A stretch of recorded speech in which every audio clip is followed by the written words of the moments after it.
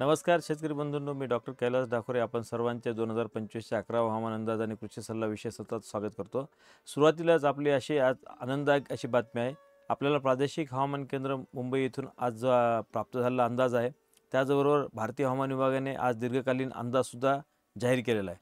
तर त्यामध्ये येणाऱ्या हंगामामध्ये आपल्याला जो मान्सून आहे, जो आपण नैऋत्य मोसमी पाऊस म्हणतो, तो पाऊस सरासरी इतका किंवा सरासरीपेक्षा जास्त राहण्याची शक्यता आहे. म्हणजेच हा आपला दीर्घकालीन सरासरीच्या 104% जास्त आहे.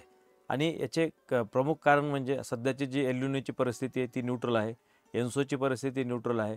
त्याचबरोबर आपला जो दक्षिण गोलार्ध आहे, युरोशिया आहे आणि लडाख आहे आणि आपले एशियन कंट्रीमध्ये जिथं आपल्याला पाहतोय की हिमवृष्टी मागील 3 वर्षाची ही सरासरीपेक्षा कमी आहे.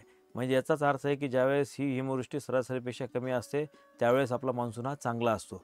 तर त्यामुळे आपल्याला निश्चितपणे पूर्ण सीझन बघितला आपला, तर हा निश्चित सरासरी किंवा सरासरीपेक्षा जास्त राहण्याची शक्यता आहे.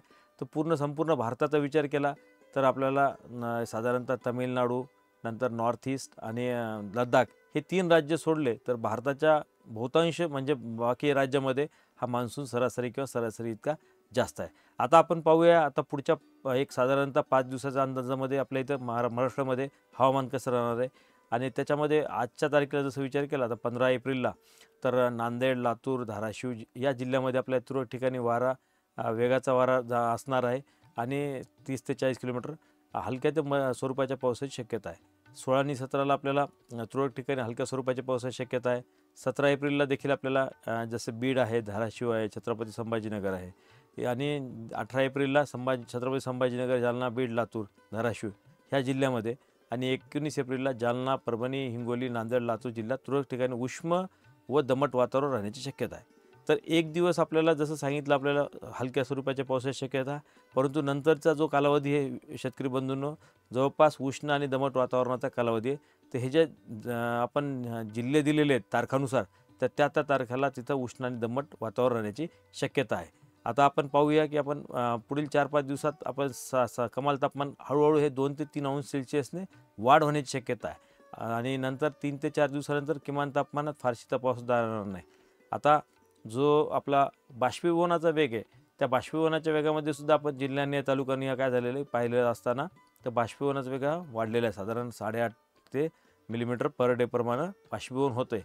मग त्या विस्तारित अंदाज आपण पाहूया शेतकरी बंधूंनो, साधारण 18 ते 24 एप्रिलचा जो कालखंड आहे, त्याच्यामध्ये सरासरीपेक्षा कमी राहण्याची शक्यता आहे पावसाची. कमाल तापमान देखील आपल्या सरासरीपेक्षा जास्त किंवा सरासरीवर राहण्याची शक्यता आहे आणि किमान तापमान सरासरीवर राहण्याची शक्यता आहे. आता ह्या आपल्या ज्या 5 दिवसाचा, 1 आठवड्याचा पुढचा जो आपला हवामानाचा अंदाज आहे, त्यानुसार आपल्याला पिकाचं नियोजन काय करायचं आहे, तर हळदमध्ये आपण पाहिलेलं आहे की आजचा दिवस सोडला, तर नंतर परत हळदीमध्ये आपण सुरक्षित ठिकाणी ठेवायची गरज नाही गोदामामध्ये, कारण आजचा दिवस थोडा इशाऱ्याचा पावसाचा, हलक्या पावसाचा.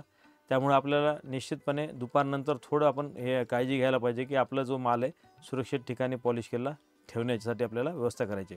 जसं उन्हाळी भुईमुगामध्ये आपल्याला तुषार सिंचनाची व्यवस्था करायची आणि पाण्याच्या पातळी पण वाढवायच्यात. आता कारण पीक हे आऱ्या सुटल्यानंतर आऱ्याच्या फुलोऱ्या त्या आऱ्या सुटल्याच्या अवस्थेत आहे. त्यामुळे ह्या अवस्था ही सिंचनासाठी आवश्यक आहे आणि बाष्पीभवनाचा वेग वाढतोय. आणि उन्हामुळं काय होतं आहे की आपल्याला रसशोषण करणाऱ्या किड्या जसे मावा, तुडतुडे, फुलकिडे, पांढरे माशी यांच्यासाठी देखील आपल्याला नियोजन करायचं आहे. तर त्याला आपल्याला साधारणतः एकरी 10 ते 12 निळे सापळे, चिकट सापळे लावायचे आहेत. तंबाखू पाणी खाण्याचं नियोजनासाठी आपल्याला लहान हाताने वेचून नष्ट करायच्यात आणि नंतर रसशोषण करण्या क्रियेचा आपण जिथं दिसलेला आहे प्रभाव, त्यासाठी आपण व्यवस्थापनासाठी 5% निंबोळी अर्काची देखील फवारणी घेऊ शकता. नंतर आपण पाहतोय की जी फळबाग आहेत आपले, त्याच्यामध्ये विशेष करून केळीमध्ये तिथं वाढलेल्या घडामुळे त्याला आपल्याला वजन पेलवण्यासाठी काठीचा आधार पण द्यायचा आहे आणि जमिनीत ओलावा टिकून राहण्यासाठी, तापमानामध्ये संतुलन राहण्यासाठी आपल्याला फळझाडाच्या जे आळ्यामध्ये आच्छादन देखील करायचं आहे आणि पाण्याचं नियोजनसुद्धा करायचं आहे. जिथं आपल्याला आंबा आता सध्याच्या परिस्थितीमध्ये काढणीस तयार असेल तर काढून पण घ्यायचा, पण बागेतील पाण्याचा जो ताण आहे त्याच्यामुळं काय होते फळगळ होऊ शकते. तर त्यासाठी आवश्यकतेनुसार आपण सिंचनाची व्यवस्था देखील करायची आणि जमिनीत ओलावा टिकून राहण्यासाठी आपल्या फळझाडाच्या आंब्याच्या जो फळझाड आहेत त्याच्या आळ्यामध्ये आपल्याला आच्छादन करायचे. नंतर उन्हापासून देखील आपल्याला संरक्षण करण्यासाठी रोपांना सावली करायची नवीन बागेमध्ये. आता द्राक्षे बागेमध्ये एक विशेष काळजी घ्यायची शेतकरी बंधूंनो, जी एप्रिलची छाटणीची आपण करून घ्यायला पाहिजे, एप्रिल छाटणी. कारण कसं आहे, याचा कालखंड आता 15 एप्रिल ते 15 मे ह्या कालावधीत करतो. पण याला एक कंडिशन आहे की त्या पुढच्या आठवड्याभरात पाऊस नसला असला पाहिजे, त्यावेळेस आपण ही छाटणी करून घ्यायला पाहिजे. त्यामुळे आपण हवामान अंदाजाकडे विशेष करून लक्ष द्या. ज्या आठवड्यात पुढे पाऊस असेल त्या आठवड्यात आपण ही छाटणी करून घेऊ शकता. पशुधनामध्ये आपण पाहतोय की त्यांना विशेष करून आपल्याला ह्याच्यामध्ये डिहायड्रेट होणार नाही याची दक्षता घ्यायची. आणि त्यासाठी आपल्याला पाण्यामध्ये चिमूटभर गूळ, 25 ग्रॅम थोडं मीठ, आणि नंतर क्षार 5 ग्रॅम असं दिल्यास तर आपल्याला काय होईल, डिहायड्रेशन न होता त्यांना पाण्याचं मुबलकता त्याच्या शरीरात राहील आणि ह्या वाढत्या तापमानाचा ते सामना करू शकतील. आणि पशुवैद्यकीय डॉक्टरचा सल्ला देखील त्यांना घ्यायचा आहे. तर अशाच हवामान अंदाज आणि कृषी सल्ला आणि विद्यापीठातील वेगवेगळ्या तज्ज्ञांच्या सल्ल्यासाठी VNMK परभणी या यूट्यूब चॅनलला सबस्क्राईब करा. शेतकरी देवभाव.